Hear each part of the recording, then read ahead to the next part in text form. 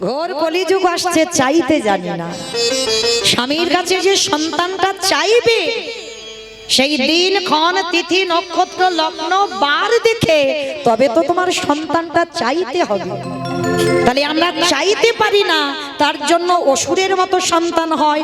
আর চাওয়াটা যদি ঠিক হয় তাহলে তো দেবতাদের মতো সন্তান হবে। তাহলে একটু বলি, শুনবেন কেমন? প্রত্যেকে চৈতন্য ফিরবে।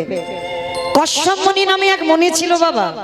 এই কশ্যপ মুনির 4টে স্ত্রী ছিল, 17টা স্ত্রী ছিল, কিন্তু 4টে পাট রানী।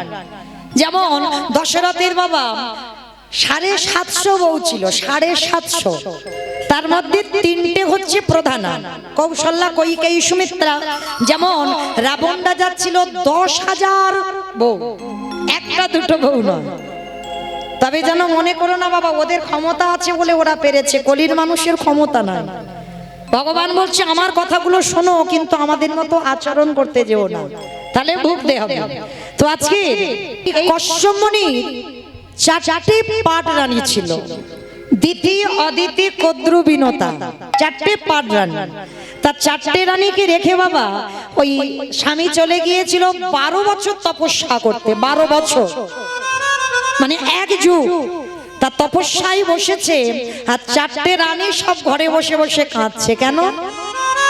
কোনো কিছুর অভাব নাই, টাকা পয়সা, সোনা দানা, ঘর বাড়ি, কিছু অভাব নাই, তাহলে কাঁদছে কেন? একটা নারীর যদি মা সব সুখ থাকে, কিন্তু একটা সুখ যদি না থাকে, মৃত্যুর আগের দিন পর্যন্ত তার কাঁদতে হয়। কি সুখ? ওই মা বলা সন্তান।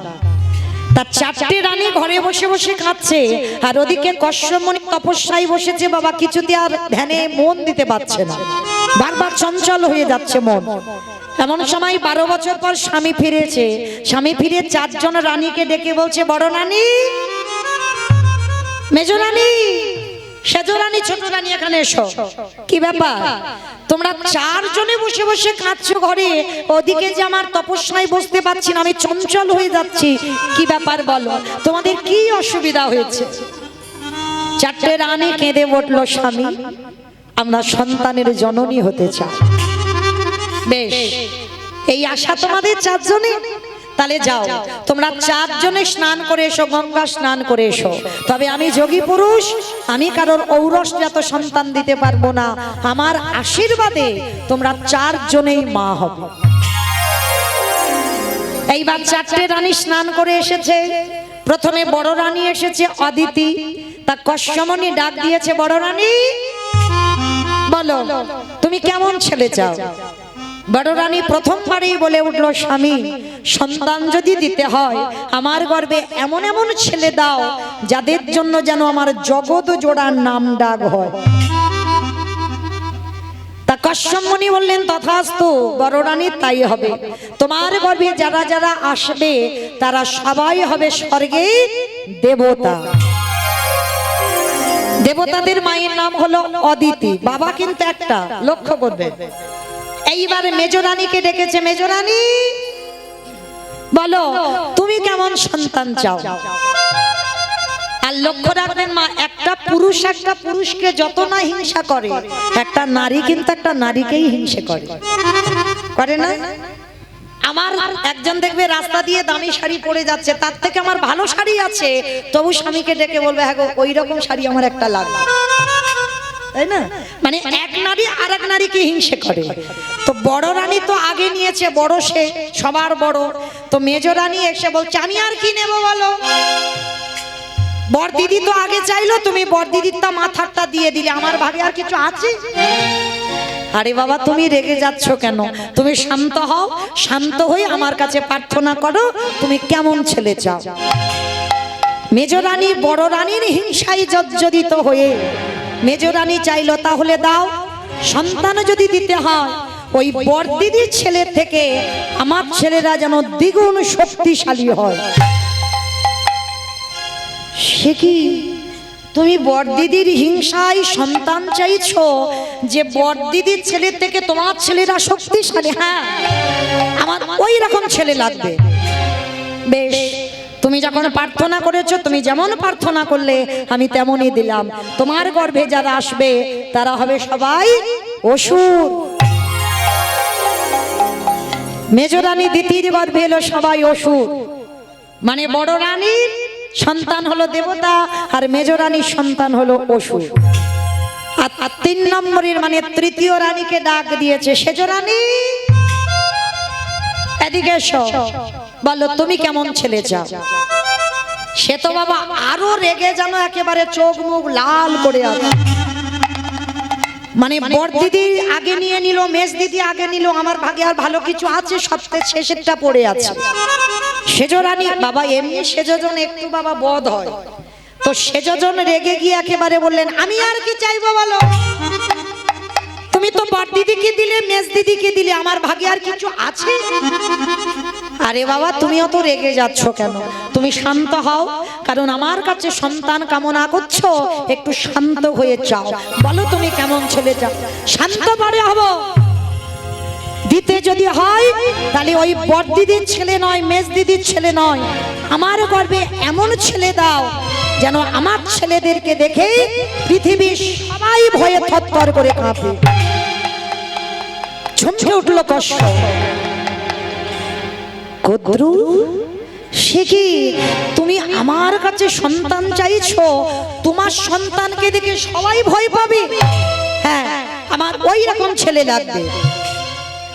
প্রথমেই বলেছি মা বাবা একটা, তাহলে চাওয়ার গন্ডগোল হচ্ছে। এইবার কদ্রু যেই না চাইলো আশীর্বাদ দিয়ে দিল, বেশ তোমার ছেলেকে দেখে বড় রানী মেজ রানীর ছেলে নয়, সবাই ভয় পাবে পৃথিবী, তোমার গর্ভে যারা আসবে তারা সবাই হবে এক একটা বিষধর সাপেদের মা। পৃথিবীতে যত রকমের সাপ আছে সাপেদের মা হলো কদ্রু।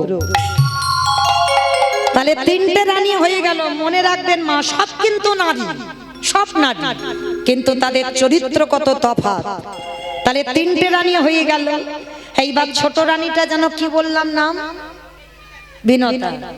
বিনতা এইবার যেই না বাবা ওই বিনতা সবার পিছনে, অত ছোট সবার পিছনে বসে বসে কাঁদছে, কষ্টমনে ডাক দিয়েছে, ওটা খুব আদরের স্ত্রী, তবে স্ত্রী নয়, বউও নয়, সহধর্মিণী। বউ তো সবাই হতে পারবো মা, স্ত্রী সবাই হতে পারবো। এখানে আমরা এতগুলো মেয়ে আছি, এখানে খুঁজলে একটা মিলবে কি তা সন্দেহ। সহধর্মিণী সবাই হতে পারে না।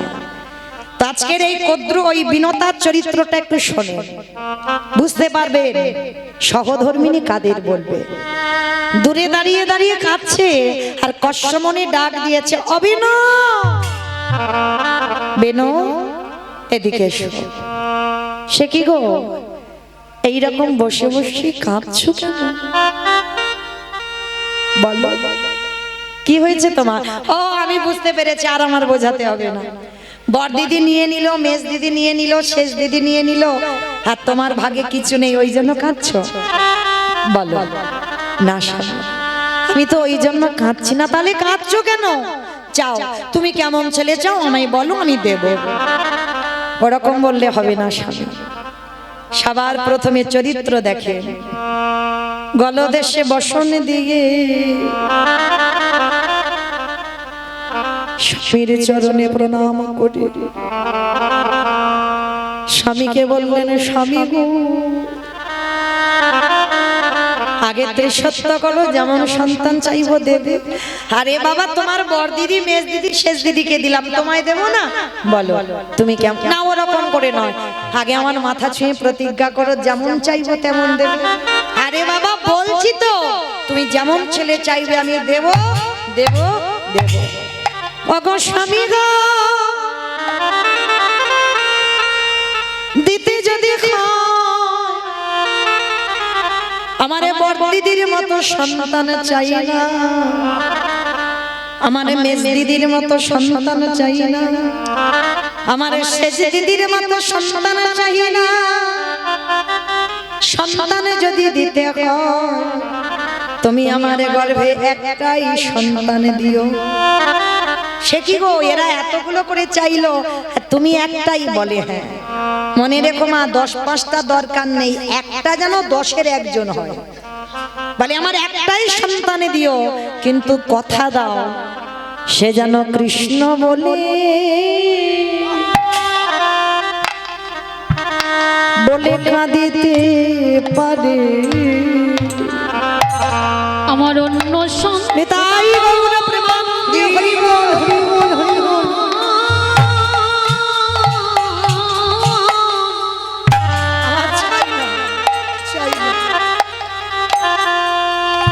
আমার অন্য সন্তান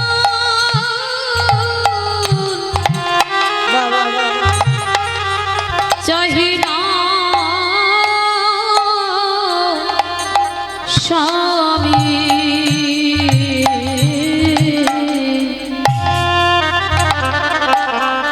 সেজন্য কৃষ্ণ বলে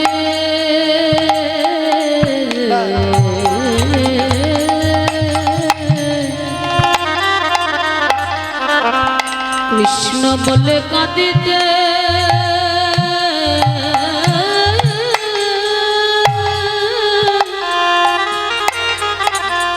কাঁদিতে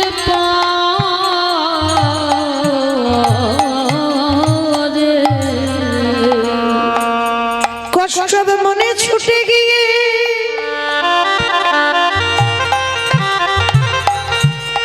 বিনোদাকে ধরে বললেন, বিনো গো,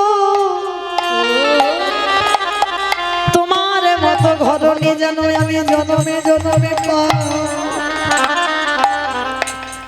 তোমার মতো ঘরণী যেন আমার যুগে যুগে আসে। আজ বিনোদাকে হৃদয়ে নিয়ে মাথায় হাত দিয়ে আশীর্বাদ দিল, কেন তোমার গর্ভে আমি বেশি না, তোমার গর্ভে আমি দুটো সন্তানে দিলাম। এক হবে অরুণ পাখি, যেটা হবে সূর্যদেবের বাহন, আর একটা হবে গরুড় পাখি। ওগো বিনোদা গো, ওই গরুড় পাখি কি করবে জানো? শুধু নারায়ণ বলে কাঁদেবে না, তোমার ওই সন্তান ভগবানকে কাঁধে কাঁধে নিয়ে বেড়াবে। বিদায় গৌর হরি বল, হরি বল, হরি বল।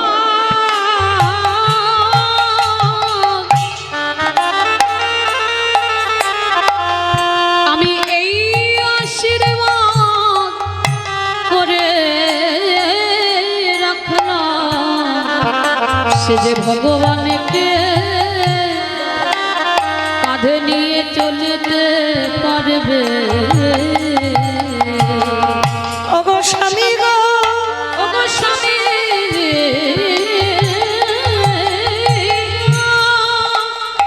আমার অন্তিমের সময় যেদিন আসবে, ওই কৃষ্ণ বলা পাখি কেন চাইলাম জানো? যেদিন আমার যাবার বাঁশি বেজে যাবে, যেদিন আমার চরণ আর কৃষ্ণ মন্দিরে যাবে না, যেদিন আমার হাত দুখানা আর তুলসী তার চরণে দেবে না, যেদিন আমার কর্ণ আর কৃষ্ণ নাম শুনবে না, যেদিন আমার জিহ্বাতে কৃষ্ণ নাম আর আসবে না, যেদিন আমি এই নয়নে আর কৃষ্ণ রূপ দেখতে পাবো না, ওই কৃষ্ণ বলা পাখি কেন চাইলাম জানো?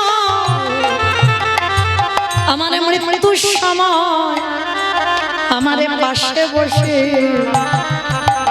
আজ কৃষ্ণ কৃষ্ণ নাম শোনাইবে। আমি কৃষ্ণ তাই গৌর হরি বল, হরি বল।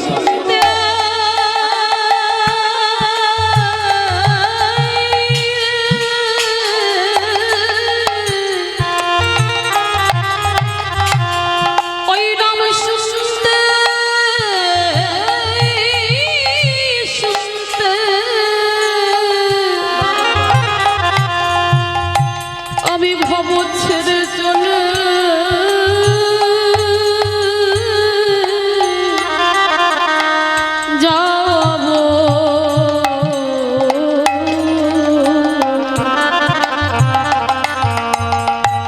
ভব পরের রাস্তা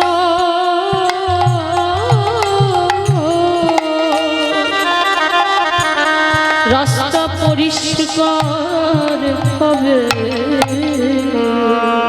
তাহলে মায়েরা এই জায়গাটা ভাবেন, সবাই তো নারী, সবার চরিত্র কি এক হলো? তাহলে সব নারী দেখলে হবে না, অনেকে বউ হবে, অনেকে স্ত্রী হবে, অনেকে সহধর্মিনী হবে। কশ্যপ মুনি কেঁদে বলেছিল, তোমার মতো ঘরণী আমি যেন জনমে জনমে পাই। সহধর্মিনী তো তাকেই বলে যে একটা কৃষ্ণ বলা পাখি সন্তানের মা হতে পারবে। যে নারী স্বামী অসৎ পথে গেলে স্বামীকে সৎ পথে আনবে, সে কোনোদিন একাদশী করে না, হরি বাসরে বসে না।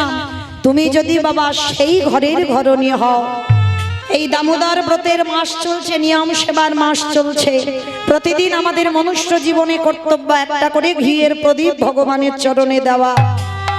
শুধু আমরা নারী বলি না, ঘরের স্বামী ছেলে প্রত্যেকে, শ্বশুর শাশুড়ি বাবা মা যাদের যাদের আছে, প্রত্যেকের কর্তব্য সন্ধ্যাবেলায় একটা করে ঘিয়ের প্রদীপ দিতে হয়। ওই কতজন দিচ্ছেন একবার হাতটা তোলেন তো দেখি, কতজন দিচ্ছেন এ মাসে? বাহ, অনেক হাত মোটামুটি উঠেছে, কিন্তু আর উঠলো না কেন গো মা?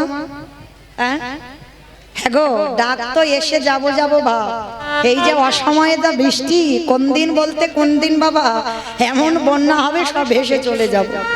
হ্যাঁ, তাহলে এসেছিলাম কৃষ্ণ ভজবো বলে, কৃষ্ণ ভজিবার তোরে সংসারে আয়ন, মিছে মায়ায় বদ্ধ হয়ে বৃক্ষ সম হইন। কেন মিথ্যাবাদী হয়ে যাচ্ছ ভগবানের কাছে?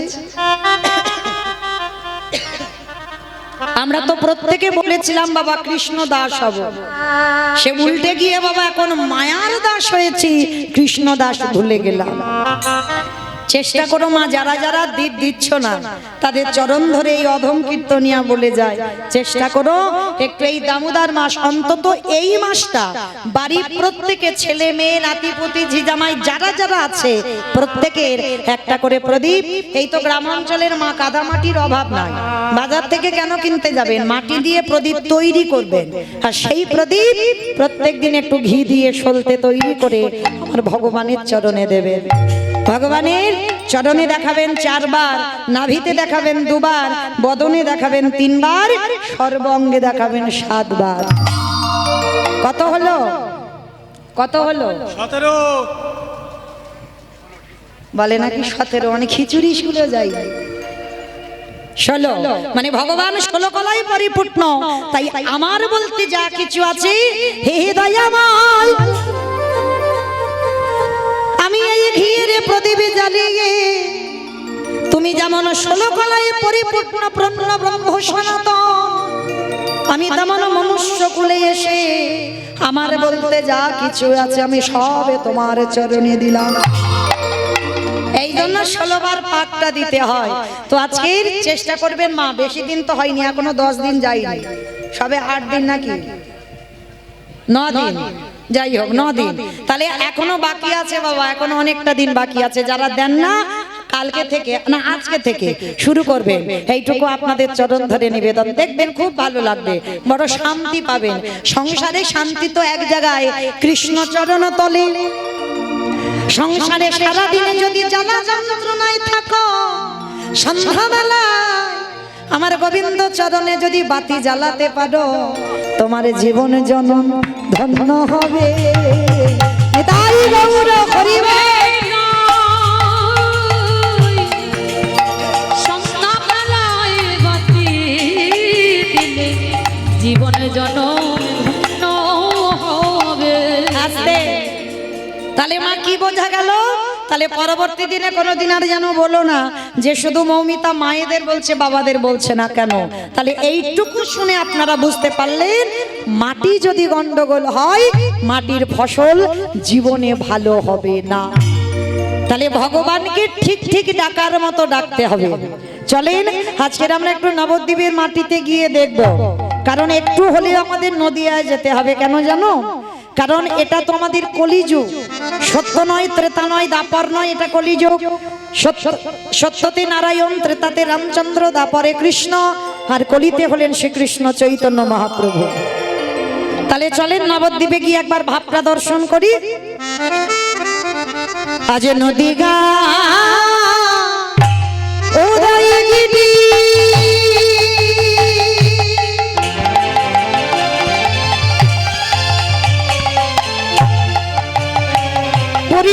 চন্দ্র গৌরহারি নদীরাই উদয়গিরি।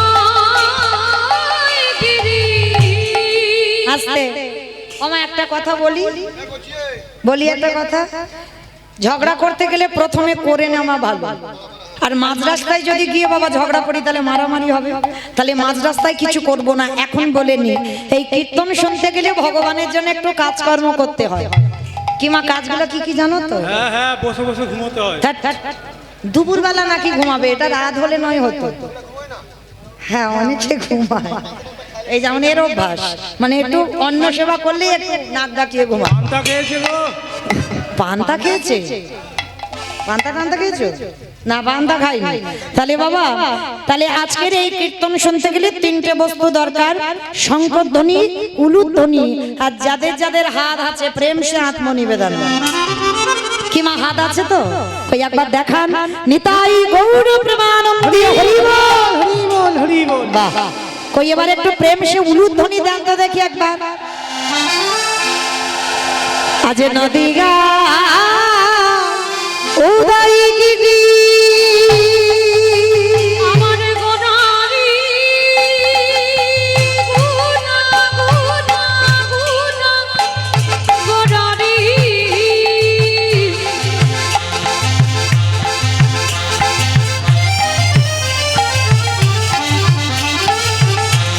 গোনা গোনা গোনা গুনারি গুনা গোনারি।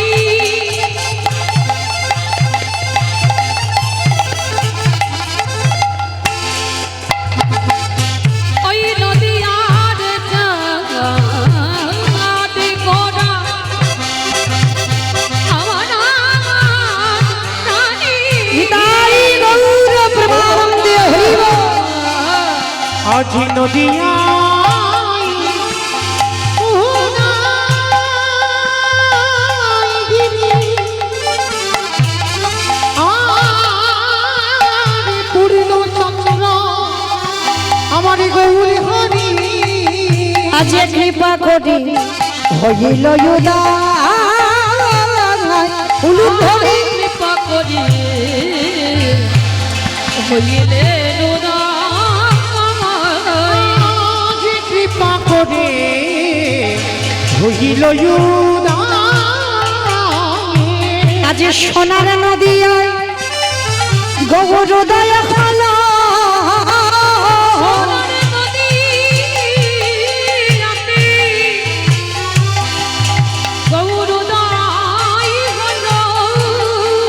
ওই না নদীয়া ভাষা কাশে ওই নদীয়াতে উদয় হলো।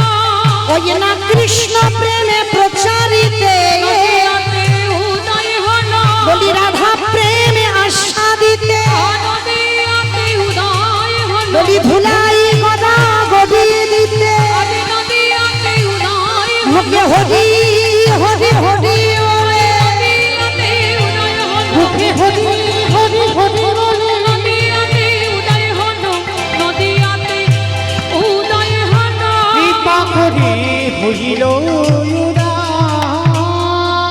আস্তে নদীয়ার ভাগাকাশে ব্রজেন্দ্র নন্দন কৃষ্ণ গৌর হয়ে এসেছে। তো মায়েরা, ভগবানকে পেতে গেলে সবার আগে আমাদের একটা জিনিস দরকার, যেটা হচ্ছে বিশ্বাস। ভগবানকে পেতে গেলে সবার আগে একটা জিনিস দরকার, যেটা হচ্ছে বিশ্বাস। সেইটাই তো আমাদের নাই। কি মা আছে? কেউ বলতে পারবে আমার আছে? কেউ বলতে পারবো না। কেন জানো? বিশ্বাসটা কেন নেই? কেউ যদি বলে বাবা আমার আছে, আমি বলবো না নাই। যদি থাকতো দেখবেন মা, কোনো ছেলে মেয়েদের একটু অসুখ বিসুখ হবে, প্রথমে প্রাথমিক ডাক্তার, সে যদি ভালো না করলো কলকাতা পিজি, 6 মাস চিকিৎসা হচ্ছে, ভালো হচ্ছে না, এবার ভেলোর চেন্নাই, সেখানেও ভালো হলো না, রুগী এবার ফিরে এসেছে।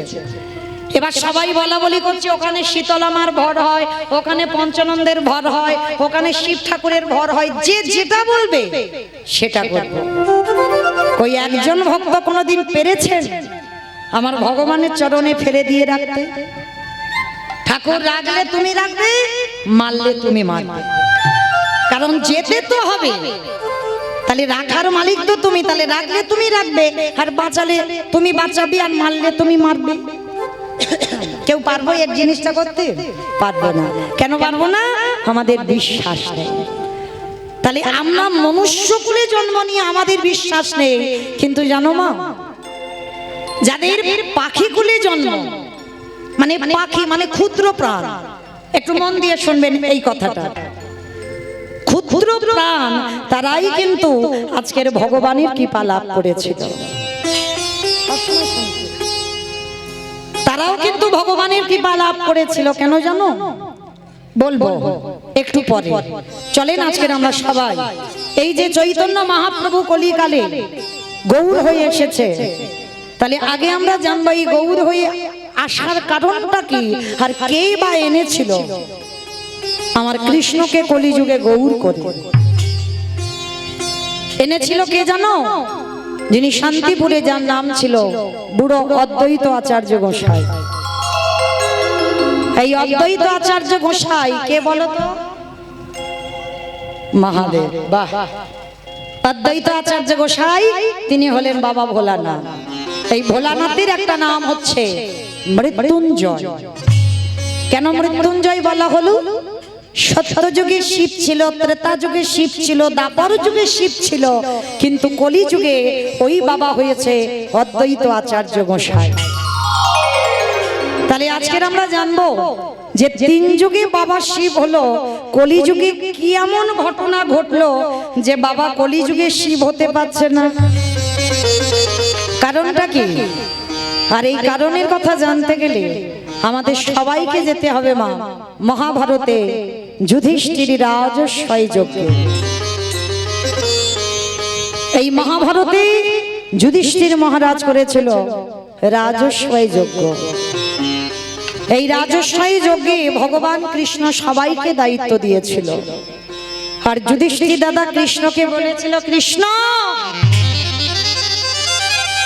কৃষ্ণ তুমি তো সব দায়িত্ব দিচ্ছ, তুমি নিজে কোনো দায়িত্ব নেবে না?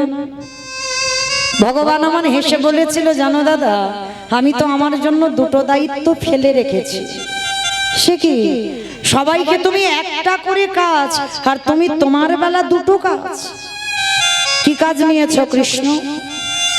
বলে, জানো দাদা, আমার প্রথম কর্ম হবে এই রাজস্বয় যজ্ঞে যত যত সাধুগুরু ব্রাহ্মণ বৈষ্ণব আসবে, আমি কৃষ্ণ দয়াময় হয়ে সবার প্রথমে নিজের হাতে তাদের চরণ যুগল ধৌত করাবো।